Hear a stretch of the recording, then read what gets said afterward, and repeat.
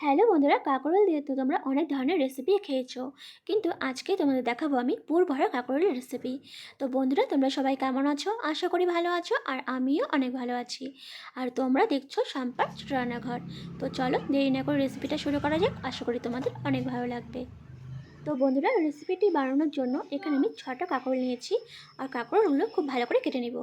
তো দেখো, কাঁকরোলগুলো আমি ভালো করে ছুলে নিয়ে কেটে নিয়েছি মাঝ বরাবর, আর ভালো করে জল দিয়ে ধুয়ে নিয়েছি 3 থেকে 4 বার। এখন দেখো, একটা কড়াই নিয়ে নিলাম, আর কড়াইয়ের মধ্যে দেবো জল।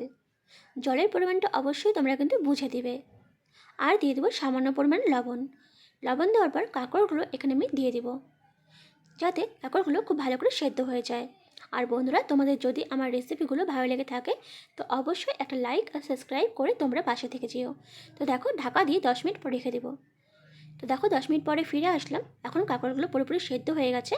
আমি একটা চামচের সাহায্যে কাঁকরোলগুলো নামিয়ে নেব।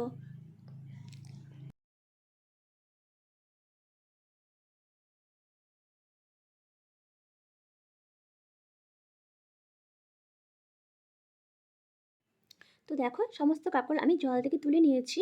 আর সেদ্ধ করা কাঁকরোলগুলো এখন আমি ভিতরে পুরগুলোকে কেটে নেব। কেটে নিয়ে একটা চামচের সাহায্যে বের করে নেব। দেখো, খুব সহজেই কিন্তু বেরিয়ে আসছে।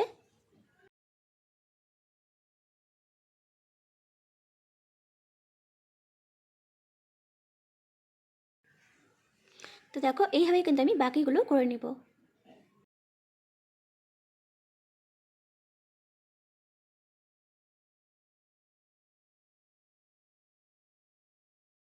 তো দেখো, সমস্ত কাঁকরোলের ভেতর থেকে কিন্তু আমি সমস্ত বীজ বের করে নিয়েছি। আর এখন নিয়েছি এখানে আমি দুটোর মতন পেঁয়াজ, আর নিয়েছি অল্প রসুন, আর নিয়েছি দুটো কাঁচা লঙ্কা। এখন দেখো, একটা মিক্সচার মেশিন নিলাম। নেওয়ার পর এখানে সমস্ত বীজ আমি দিয়ে দিলাম। দেওয়ার পর এখন দিব আমি পেঁয়াজগুলোকে,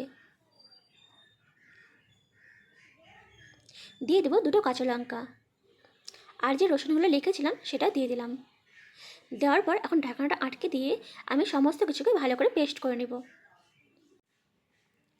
তো দেখো, সমস্ত পেস্ট হয়ে গেছে, আর আমি কিন্তু একদম মিহি করে পেস্টটা করে নিয়েছি। এখন একটা বাটির মধ্যে নামিয়ে সাইড করে রেখে দেবো। এখন একটা কড়াই নিয়ে তার মধ্যে আমি দিয়ে দেবো সর্ষের তেল। তেলটাকে ভালো করে গরম করে নিয়ে এখন আমি এখানে ফোড়নে দেবো সামান্য পরিমাণে কালো জিরে। দেওয়ার পর এখানে আমি একটা বড় সাইজের পেঁয়াজ কুচি করে রেখেছিলাম, সেটাই দিয়ে দিলাম। পেঁয়াজটাকে দিয়ে খুব ভালো করে পেঁয়াজটাকে একটু লাল লাল করে ভেজে নেব। তো দেখো, পেঁয়াজটা কিন্তু ভাজা হয়ে গেছে। এখন যে পেস্টটা আমি করে রেখেছিলাম সেটাই আমি এখানে দিয়ে দিলাম। আর দিয়ে দেবো সামান্য পরিমাণে সর্ষে।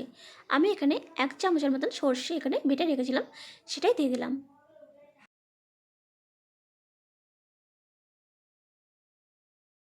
তো দেখো, দেওয়া হয়ে গেছে। আর এখন এটাকে খুব ভালো করে কষিয়ে নিতে হবে। একটু ভালো করে আগে নেড়ে চেড়ে নিব।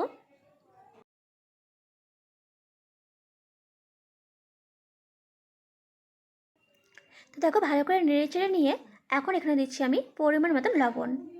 দিয়ে দিব সামান্য পরিমাণে হলুদ গুঁড়ো, আর দিয়ে দিব অল্প পরিমাণে চিনি। চিনিটা একদমই অপশনাল, তোমরা চাইলে নাও দিতে পারো, কিন্তু দিলে কিন্তু খেতে বেশি ভালো লাগে। তো দেখো, এখন সমস্ত কিছুকে খুব ভালো করে আমি কষিয়ে নেব।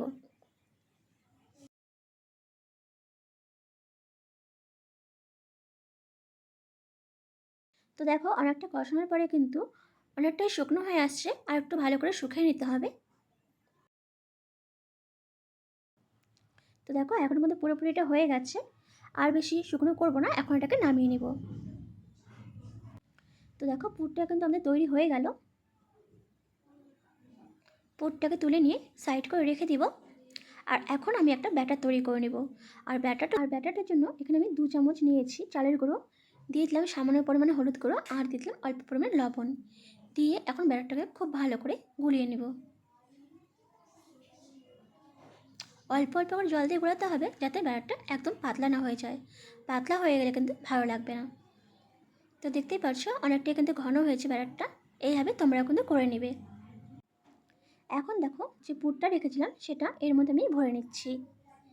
একটু পুরটাকে কিন্তু একটু ভালো করে চেপে চেপে দিতে হবে, না হলে কিন্তু বেরিয়ে আসতে পারে। তো দেখো, একটা দিয়ে দিলাম। এভাবে কিন্তু আমি বাকিগুলো দিয়ে দিচ্ছি। তো দেখো, আমি কিন্তু খুব ভালো করে চেপে চেপে দিচ্ছি, না হলে কিন্তু খুলে যেতে পারে। আর দেখো এইভাবে আমি বাকিগুলো দিয়ে দিব। তো দেখো সমস্তর মধ্যে কিন্তু আমি এইভাবে পুরোগুলো ভরে নিয়েছি, দেখতে কিন্তু বেশ ভালো লাগছে। এখন আমি এখানে আবারও কড়াই নিয়ে নিলাম, আর কড়াইতে এখন দেবো একটু বেশি পরিমাণে তেল। আমি এখানে সর্ষে তেল দিয়েছি, তোমরা চাইলে এখানে সাদা তেলও দিতে পারো। তো তেলটা ভালো করে গরম করে নিচ্ছি। এখন দেখো যে ব্যাটারটা আছে তার মধ্যে আমি পুরগুলোকে দিয়ে ভালো করে ব্যাটারটার উপর দিয়ে লাগিয়ে নিচ্ছি। তো দেখো এখন আমি তেলের মধ্যে ভেজে নেব।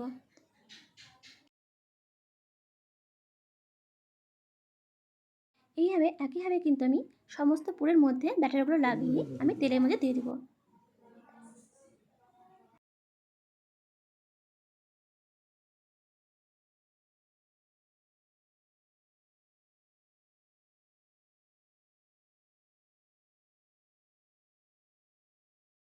তো দেখো সমস্ত পুরোপুরা কাঁকড়গুলো তেলের মধ্যে দেওয়ার পর এখন একটু হালকা এক পাশটা ভেজে নিয়ে আমি কিন্তু আর এক পাশটা উল্টে দিব।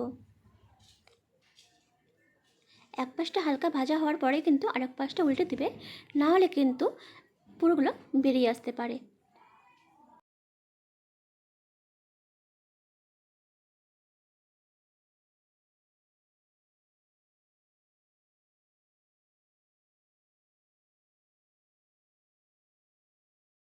তো দেখো সমস্ত কাঁকড়গুলো উল্টে দিয়ে কিন্তু আবারও উল্টো পাশটা ভালো করে ভেজে নেব। তো দেখো খুব ভালো করে কিন্তু লাল লাল করে ভেজে নিয়েছি, আর বেশি ভাজবো না, ভাজলে কিন্তু পুড়ে যাবে, তাই কিন্তু আরেকটু হালকা ভেজে আমি নামিয়ে নেব।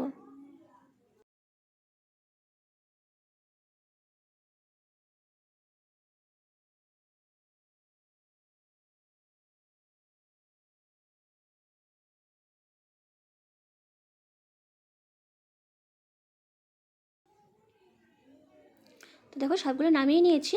এরপরে বাকি যেগুলো আছে সেগুলো কিন্তু আমি একটা একটা করে দিয়ে এগুলো কিন্তু ভালো করে ভেজে নেব।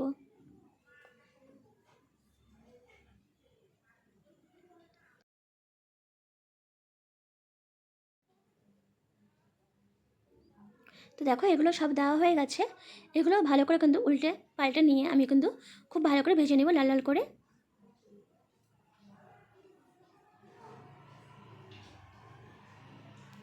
তো দেখো সমস্ত কাঁকড়গুলো ভাজা হয়ে গেছে, আমি এগুলো তুলে নিচ্ছি।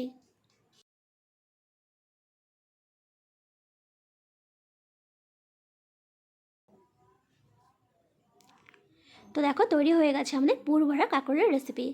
দেখতে কিন্তু বেশ ভালো লাগছে আর খেতেও কিন্তু অনেক ভালো হয়েছিল। তো বন্ধুরা রেসিপিটা কেমন লাগলো অবশ্যই জানাবে, আর যদি ভালো লেগে থাকে তো প্লিজ লাইক সাবস্ক্রাইব করে পাশে থেকে যেও।